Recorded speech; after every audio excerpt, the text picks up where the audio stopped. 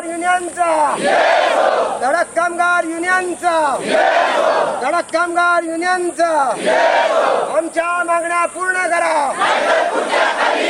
आमच्या मागण्या पूर्ण करा आमच्या मागण्या पूर्ण करा गली गली में शोर है गली गली में शोर है गली गली में शोर है गली गली में शोर है गली गली में शोर है गली गली में शोर है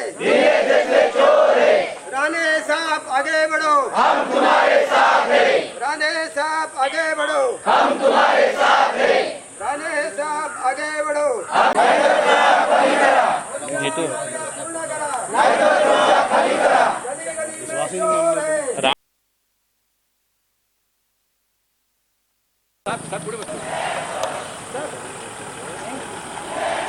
अरे भाई मेरे को लेना है ना भाई, शॉट लेना है। कामगार मान्य झालंच पाहिजे। राणे साहेब आगे बढ़ो हम तुम्हारे साथ हैं अभिजीत राणे साहेब आगे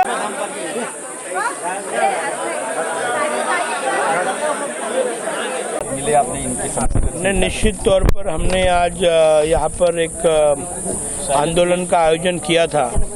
मुंबई और महाराष्ट्र में धड़क कामगार यूनियन के माध्यम से हम वन कामगार और वन मजदूर का प्रतिनिधित्व करते हैं। आज मुंबई में नेशनल पार्क में हमने आंदोलन रखा था। लगभग 17 से 18 उनकी मांगे थी।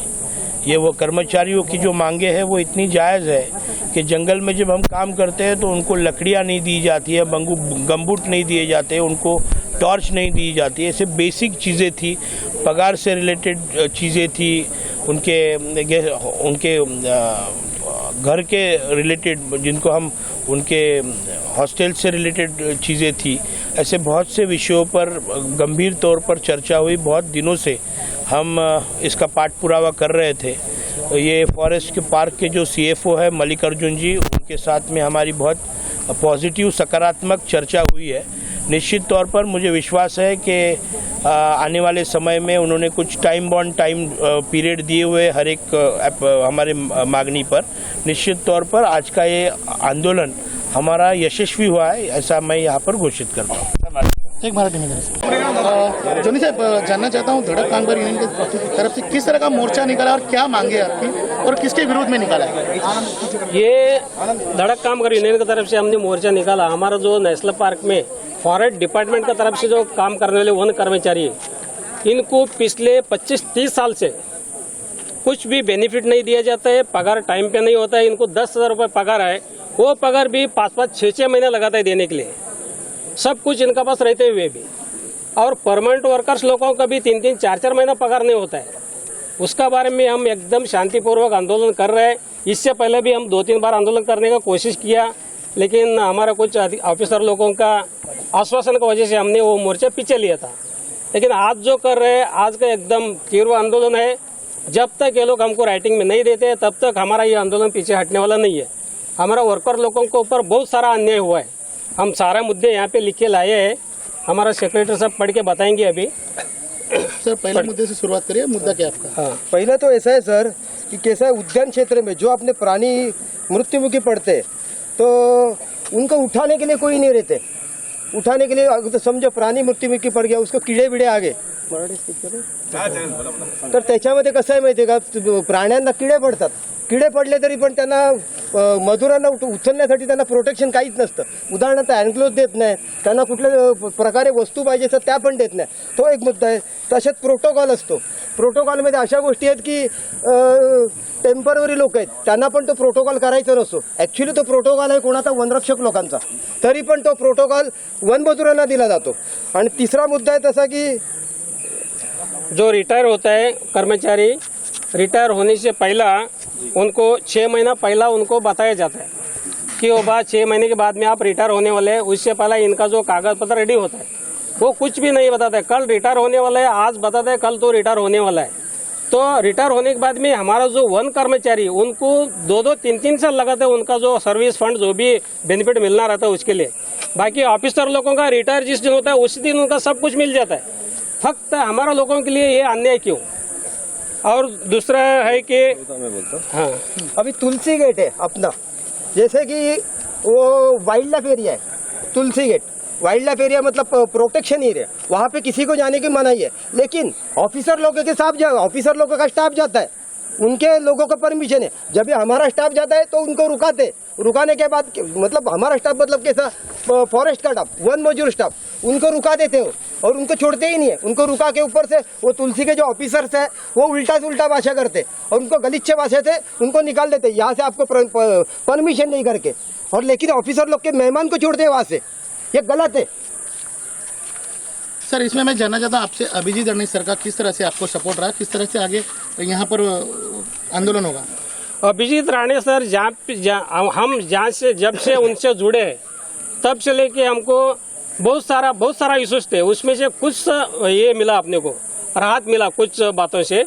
लेकिन अभी भी हमको अभिजीत राणे साहब के ऊपर पूरा विश्वास है, हमको पूरा न्याय दिला के देंगे और बहुत सारा अच्छा कोऑपरेट करते हैं अभिजीत राणे साहब। ये कंप्लेंट आपने कहा कंप्लेंट की आपने? कंप्लेंट हम सीएम साहब से लेके फॉरेस्ट मिनिस्टर और फॉरेस्ट का जो सचिव है उनको दिया, हमारा जो वरिष्ठ सीनियर ऑफिसर है उनको दिया, सभी जगह पे हमारे डिपार्टमेंट से रिलेटेड सभी जगह पे हमने पत्र व्यवहार किया, कहीं से भी अपने को पॉजिटिव रिपोर्ट नहीं आता है, और आता है तो भी ये अधिकारी लोग हमको बताते नहीं है कुछ भी।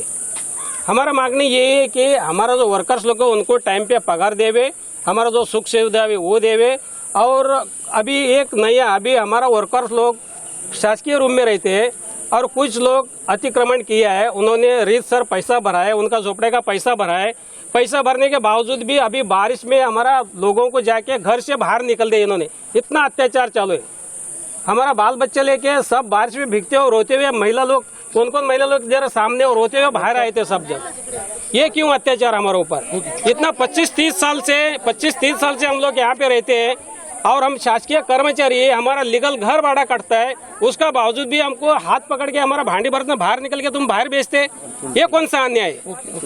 Thank you. फेंक दिया सबको बाहर निकाल डाला, हमारे छोटे बच्चे लोग हैं बारिश के अंदर। मेरा आदमी काम पे था तो उसका जगह पे भी लिया नहीं, अभी मेरे को रूम में रहती है तो हकड़ रहे, मेरा लड़का भी मर गया, लॉकडाउन में मर गया, मेरे को सुविधा नहीं रहने के लिए, तो अभी मैं बारिश में कहाँ जाऊँ, किधर रहूँ मैं, कोई ये नहीं है मेरे को। छोटे छोटे बच्चे हमारे घर के अंदर रह के उनको बाहर निकल डाला, उनको रहने बोलते निकलो, अभी के अभी निकलो, सारा सामान बाहर निकल डाला। हमारा सर्विस जब तक हमें रहने दो इधर, हम जबरदस्ती नहीं करते कि हमें यही रहने दो। तोड़ के हमारे को रूम मिला और उसका लिख के भी दिया रहने के, रूम में सभी रोड पे निकाल देते, तो कहाँ जाएंगे हम लोग? और हमारा नौकरी जब तक हमें रहने दो, हम नहीं बोल रहे कि हमें यही रहने दो। मैं इतना साल से रहती हूँ, बहुत साल से रहती हूँ, मैं बहुत जुन्ना भाई रहते, सबका साथ रहती हूँ। अभी मैं अकेले हूँ, मेरे को लड़का नहीं है, सब इधर सब भाई बहन सबका, मेरा खानदान कोई नहीं इधर, मैं अकेले गौड़ा है, इधर कोई नहीं मेरे वाला, सब इधर का उधर का लोग मेरे को सपोर्ट देते हैं। ये इतना साल में आज मेरे को बोलता है रूम खाली करो, मैं किधर से जाएगा, मैं किधर जाएगा? मेरा आदमी मर गया, मैं इधर जिंदा हूँ, 4 आना गिलास पानी बेच के मैं दिन निकालू, आज मेरे को बेटी मैं किधर जाएगा? मेरा गाँव ही यही है, मेरे को रहने को जगह देने दे, मैं रहेगा। वो खाली करने का रीजन क्या बताते हैं आप? रीजन में मैं बताए, मेरे सरकारी रूम में खाली करो, और हम सब कर्मचारी लोग हैं, ऐसा नहीं कि फ्री में। हमारे को झोपड़ा तोड़ के फिर दिया क्यों? हमारे को देना ही नहीं चाहिए ना, झोपड़ा का नंबर तो झोपड़े में खुश थे हम लोग। ऑफिस बोल रहे हैं तुम्हारे को ये नहीं है, तुम लोग निकालो, अभी तो अभी निकालो। वो रूम तो इंदिरा गांधी ने बांधला आहे। सरकारी झाले, पहिले आम्हाला असं सांगितलं का हे घर तुम्हाला इंदिरा गांधीने बांधून दिलेलं आहे। जेव्हा आम्ही त्यांना सांगत होते की आम्हाला कागद द्या, आम्हाला पत्र द्या, तर तेव्हा ते सांगत होते की तुम्हाला खाली काही भेटणार नाही, ही आमची जागा आहे, ही गव्हर्नमेंट मध्ये बसत नाही, ते असं बोलत होते। आणि आम्हाला डायरेक्ट आता सांगता की तुम्ही रूम खाली करा, रूम खाली करणार तर आम्ही जाणार कुठं? आता आमच्या माणसांना 4-5 वर्ष बाकी लेटर व्हायला, एवढ्या वयामध्ये कुठून जाणार, एवढ्या लांबून येणार का? बस आम्ही इथेच राहणार आहेत, आम्हाला इंदिरा गांधीने बांधून दिले ना, आम्ही तर इथेच राहणार आहे, आम्ही जाणार नाही। आमचे सासू सासरे पण इथे होते, ते लिटार झाले, आमचे सासू सासरे इथे कामाला होते, ते लिटार झाले, आता आमचे मिस्टर लिटार होणार आहेत, आम्ही इथेच राहणार आहे, आम्ही जाणार नाही। बिलकुल टूटा फूटा रूम दिया साहब, इंदिरा गांधी